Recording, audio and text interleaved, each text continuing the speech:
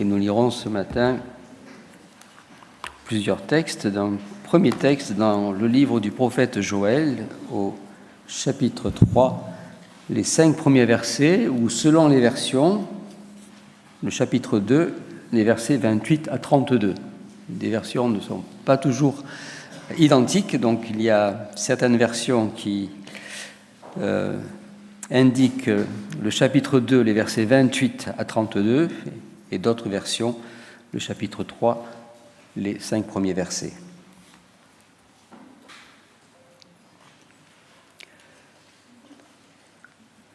Après cela, je répandrai mon esprit sur toute chair. Vos fils et vos filles prophétiseront, vos vieillards auront des songes et vos jeunes gens des visions. Même sur les serviteurs et sur les servantes, dans ces jours-là, je répandrai mon esprit. Je ferai paraître des prodiges dans les cieux et sur la terre, du sang, du feu et des colonnes de fumée. Le soleil se changera en ténèbres et la lune en sang avant l'arrivée du jour de l'Éternel, de ce jour grand et terrible. Alors quiconque invoquera le nom du Seigneur sera sauvé. Le salut sera sur la montagne de Sion et à Jérusalem, comme dit l'Éternel, et parmi les réchappés que l'Éternel appellera. Nous lirons également un second texte dans le livre des Actes des Apôtres, au chapitre 2, les 11 premiers versets. Actes des Apôtres, chapitre 2, les 11 premiers versets. Kors arakelots, yegrort kelur, arachin hamaren minchev dastome gerort hamarnere bidigartank. Le jour de la Pentecôte, ils étaient tous ensemble dans le même lieu. Tout à coup, il vint du ciel un bruit comme celui d'un vent impétueux, et il remplit toute la maison où ils étaient assis. Des langues semblables à des langues de feu leur apparurent, séparées les unes des autres, et se posèrent sur chacun d'eux. Et ils furent tous remplis du Saint-Esprit, et se mirent à parler en d'autres langues, selon que l'Esprit leur donnait de s'exprimer. Or, il y avait en ces jours à Jérusalem des Juifs, hommes pieux, de toutes les nations qui sont sous le ciel. Au bruit qui eut lieu, la multitude accourut et elle fut confondue, parce que chacun les entendait parler dans sa propre langue. Ils étaient tous dans l'étonnement et la surprise, et ils se disaient les uns aux autres, « Voici, ces gens qui parlent, ne sont-ils pas tous galiléens ? Et comment les entendons-nous dans notre propre langue à chacun, dans notre langue maternelle ? Parthes, Mèdes, Élamites, ceux qui habitent la Mésopotamie, la Judée, la Cappadoce, le Pont, l'Asie, la Phrygie, la Pamphylie, l'Égypte, le territoire de la Libye, voisine de Cyrène, et ceux qui sont venus de Rome, juifs et prosélytes, crétois et arabes, comment les entendons-nous parler dans nos langues des merveilles de Dieu ? Et nous lirons un dernier texte dans l'évangile de Jean, au chapitre 14, les versets 15 à 18. Hovanu das ne chororkelur, das ne hingen minchev das ne ut.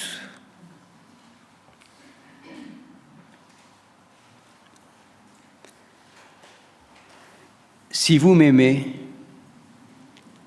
gardez mes commandements. Et moi, je prierai le Père et il vous donnera un autre consolateur, afin qu'il demeure éternellement avec vous. L'Esprit de vérité, que le monde ne peut recevoir parce qu'il ne le voit point et ne le connaît point. Mais vous, vous le connaissez, car il demeure avec vous et il sera en vous. Je ne vous laisserai pas orphelins, je viendrai à vous.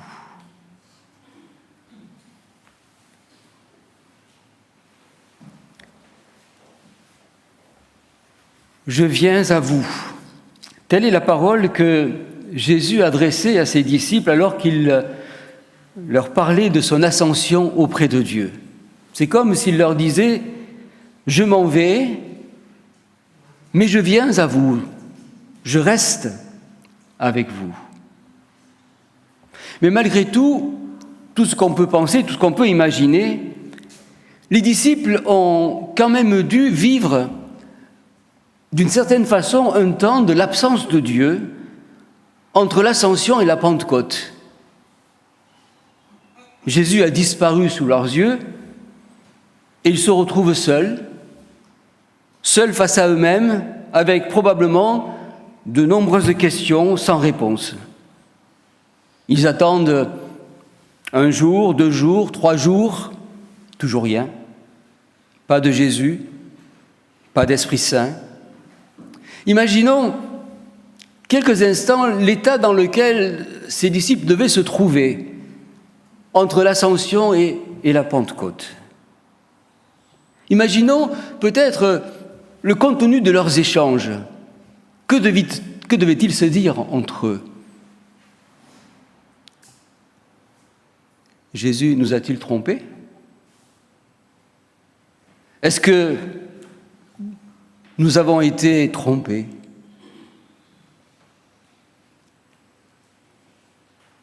Entre l'Ascension et la Pentecôte, c'est pour les disciples un temps de questionnement, un temps d'absence de Dieu. Dieu est absent du monde. C'est bien ce que pensent beaucoup de nos contemporains aujourd'hui.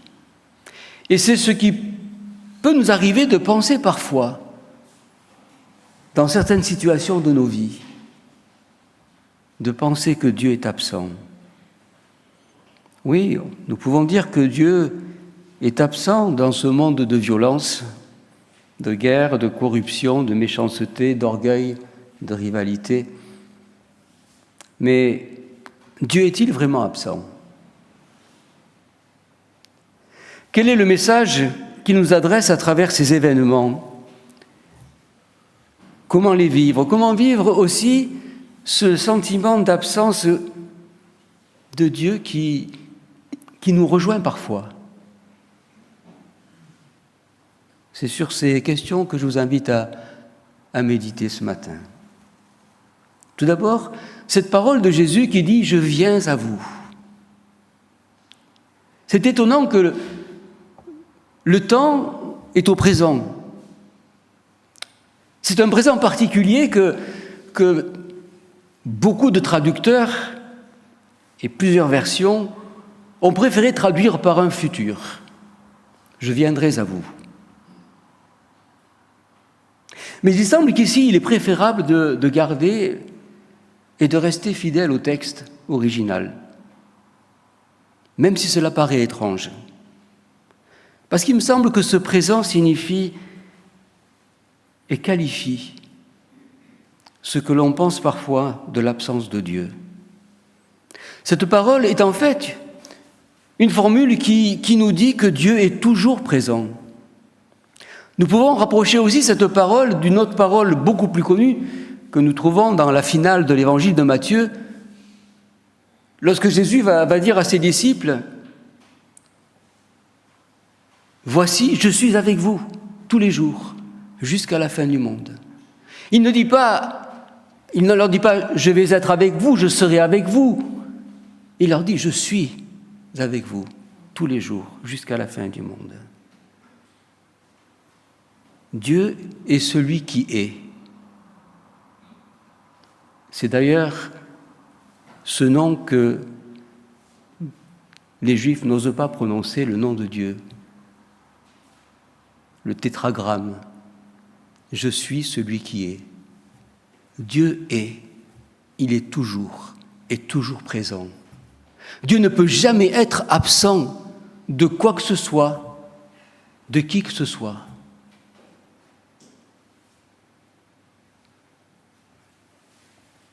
Son absence, cette absence qui est peut-être parfois de l'ordre du ressenti chez nous, ne signifie pas son absence.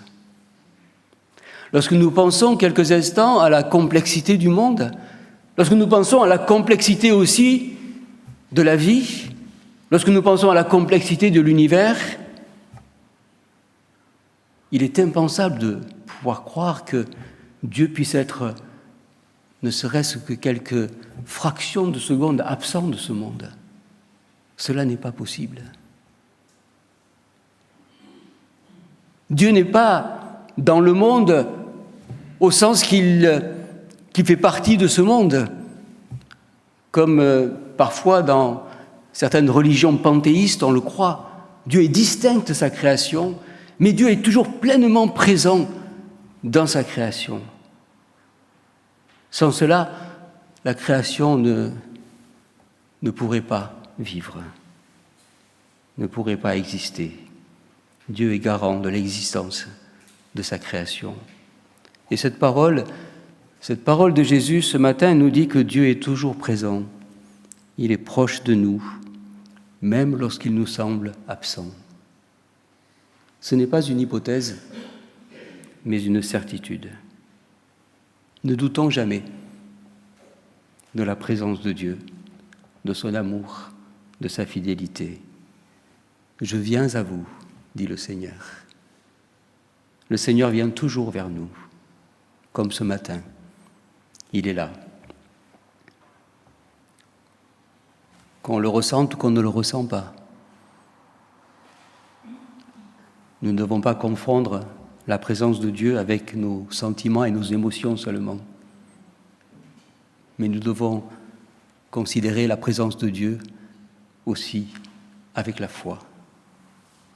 Et c'est la foi qui permet de dire et de nous dire que Dieu est là, même si je ne le vois pas, même si je ne le sens pas. Dieu est là. Parce qu'il a promis. C'est une réalité.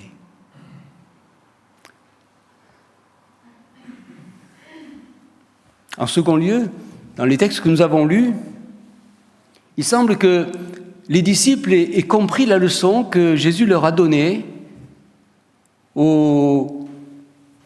quelques jours après sa résurrection. Vous vous souvenez, on avait parlé de cela dans un culte aussi. Quelques jours après la résurrection, les disciples vont à la pêche, n'est-ce pas? Parce que tout est fini pour eux. Il semble que ce coup-ci, ils ne sont pas allés à la pêche. Lorsque Jésus les a quittés, si nous lisons le texte, le premier chapitre des Actes des Apôtres, il nous dit qu'ils retournèrent à Jérusalem dans la chambre haute et ils étaient assidus à la prière. Ils avaient bien compris la leçon que Jésus leur avait donnée. Ils ont compris tout d'abord qu'avec Dieu, il faut attendre parfois. Et que cette attente ne doit pas être une attente passive et encore moins solitaire. Ils sont ensemble en prière. Ils auraient très bien pu rentrer chacun chez eux et attendre que le Saint-Esprit vienne. Mais ils ont compris le sens de la communion fraternelle, l'intérêt de se retrouver ensemble pour prier. Leur attente, elle n'était pas une attente passive et encore moins empreinte de désespoir. Pourtant, ils auraient eu de quoi désespérer. Je ne sais pas si nous étions à leur place, peut-être 1 jour, 2 jours, 3 jours, mais bon, le Saint-Esprit n'est toujours pas là, Jésus n'est pas là, et puis ça va durer jusqu'à 10 jours d'après les textes.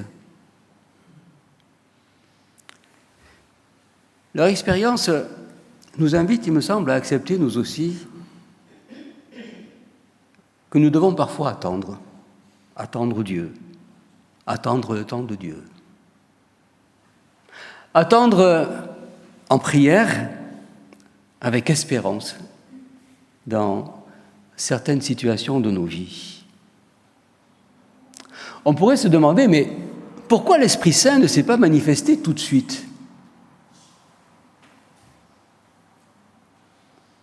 Pourquoi,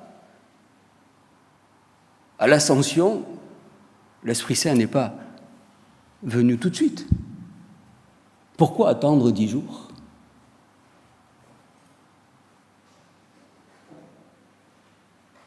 Quel sens pouvons-nous donner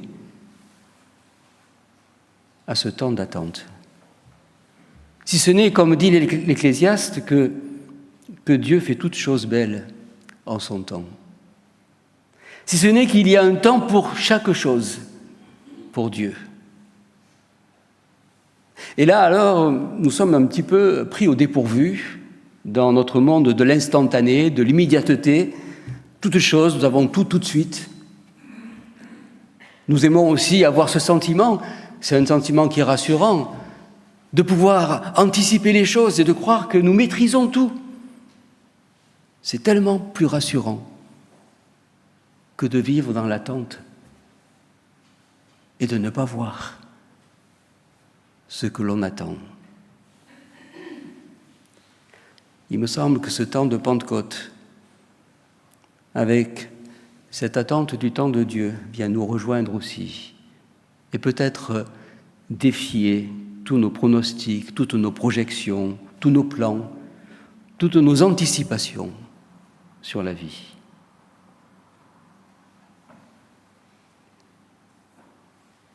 Notre époque, notre temps a besoin d'apprendre comme les disciples, d'apprendre à attendre le temps de Dieu dans nos vies. Il fait toutes choses belles et bonnes en son temps. Attendre, non pas d'une manière et d'une façon béate, mais attendre en prière, seul ou en communion avec d'autres. Et c'est le prophète Habakkuk qui dit à propos d'une promesse de Dieu, qui dit de la part de Dieu, si la promesse tarde, attends-la, car elle s'accomplira certainement, parce que lui l'a dit.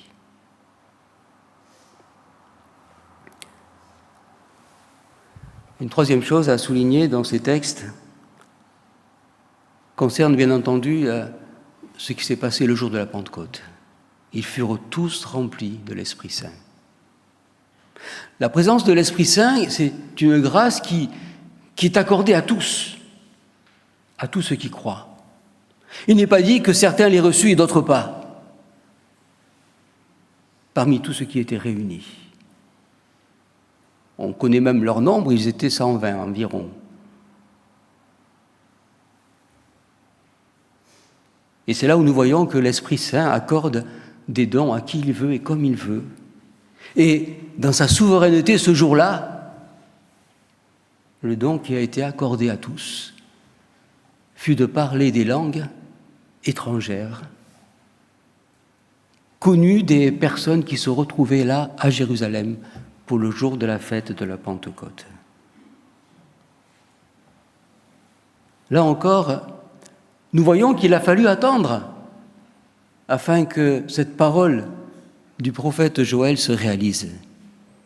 Car en fait, c'est ce que Pierre, dans son premier message inspiré de l'Esprit, va dire que ce qui se passe là, c'est ce que le prophète Joël a annoncé, mais ça faisait 5 ou 6 siècles avant qu'il avait fallu attendre.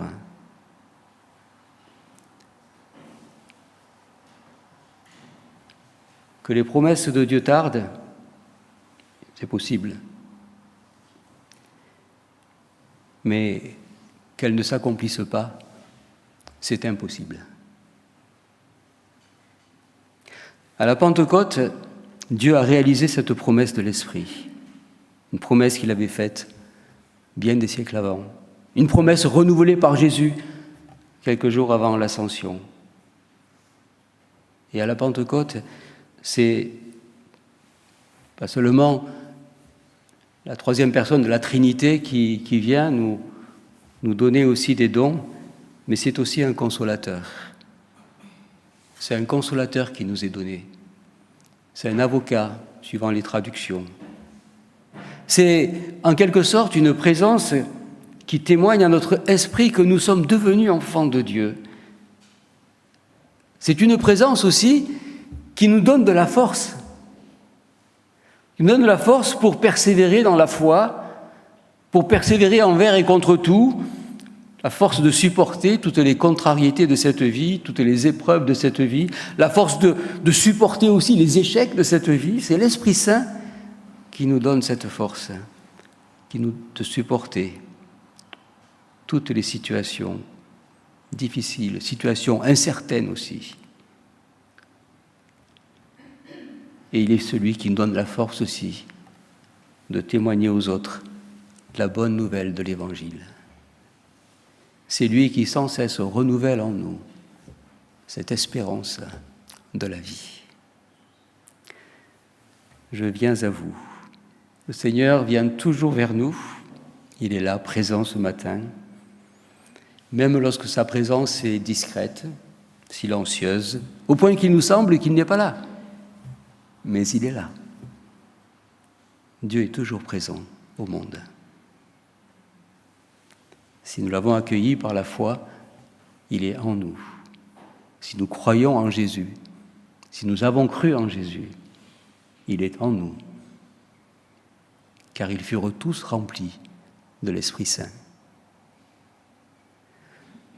Sachons aussi attendre le temps de Dieu dans nos vies, ce qui nous est peut-être le plus compliqué, le plus difficile. Attendre en prière, attendre sans jamais désespérer, attendre sans jamais tenter de provoquer les choses par nous-mêmes. Essayer d'anticiper, oui, mais anticipons avec sagesse, humilité, avec ouverture à ce que l'Esprit nous dit, en étant prêt aussi à suivre ce que l'Esprit nous dit. En ce jour de Pentecôte, bénissons Dieu pour le don qu'il nous a fait.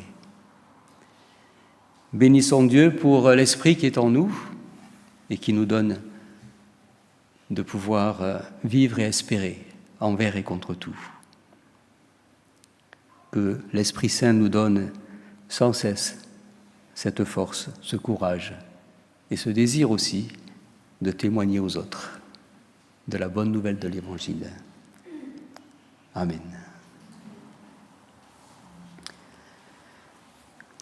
Je poursuivrai par une méditation en arménien aussi sur ce texte de l'Évangile de Jean. Je lirai ces 3 versets dans l'Évangile de Jean au chapitre 14 que nous avons lu en français.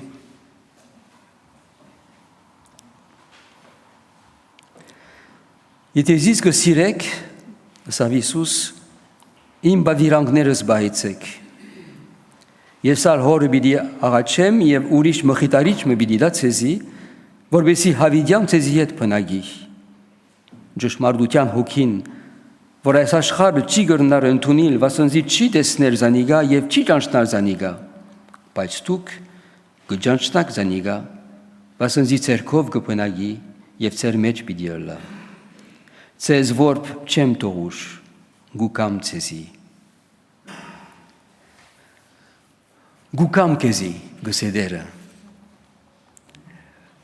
Հոգեկալստին դոնը ինչ գսորվեցնե մեզի, ինչ գհիշեցնե մեզի, ինչ դեսակ բատկամ գուդա մեզի այսօր։ Նախ գուկամ ցեզի գսեդերը։ Երբ Հիսուս գհայտնե իր աշակերտներուն իր երթալը, նույն ադեն գսե իրենց, որ ես ցեզի հետ պիտի մնամ, պիտի գնամ։ Զարմանալի է դեսնել, թե մեկ գոմեն գսե գերտամ, բայց մյուս գոմեն գսե գուկամ եւ ցեզի հետ եմ։ Այսինքն նշանակե, որ Աստված միշտ ներկա է ամեն բանի մեջ։ Ուզենք չուզենք, իր ստեղծագործությունը իրեն գբատկանի, ինքն է միշտ ներկա անոր մեջ։ Աստված երբեք նաև իր զավակները առանցին չի ցկեր։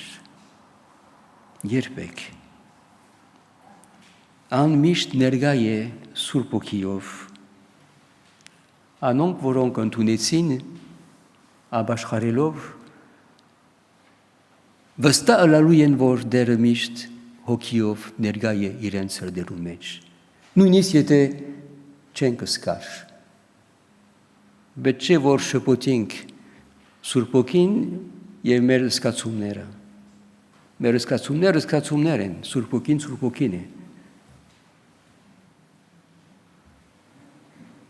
Գլա որ Սուրբ Օքին մեր զգացումներուն տպնա։ Այո, Բայց Սուրբոքին մեր ըսկացումները չեն։ Սուրբոքին Աստուծո ներգայությունն է։ Երրորդության երրորդ անձն է Աստուծո։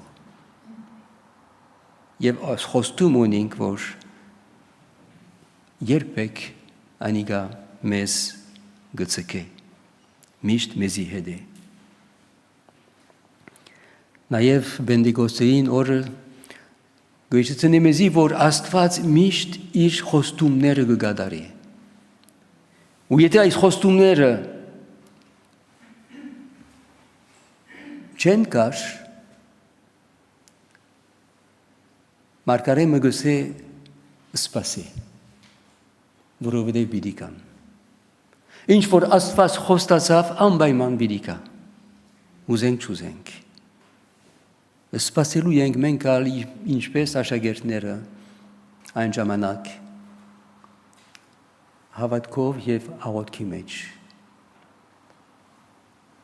Գիտենք, որ աշակերտները 10 օր սպասեցին։ Անպարծման օրեն մինչև Բենդեգոստ բամը չի բադայցավ։ Ոչ Հիսուսն եկավ, ոչ Հոգին եկավ, 10 օր սպասեցին։ Վարյամ մտածենք, թե ինչ խորեցան անոնք։ Տերևս խորեցան, որ Հիսուս խապեց իրենց։ Ոչ, սպասեցին, մինչև որ Հոգին կա։ Եթե ուշանա Աստուծո խոստումները քեզի համար սպասի։ Որովհետև Աստված ամեն բանի համար իր ժամանակը ունի, եւ Աստված ամեն ինչ իր ժամանակին վայելուչ կնե, գսե Աստուծո խոսքը։ Մենք շատ անգամ անամպեր ենք, սակայն պետք է որ սորվենք։ Մանավանդ մենք այսօր մեր սերունդները, որոնք վարժված ենք, ամեն բան ունենալ միշտ ամիջապես։ Նաև ծրագրել, առաջվնի,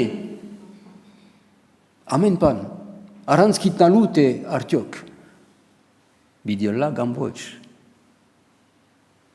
մենք սորվելու ենք սպասել Աստուծո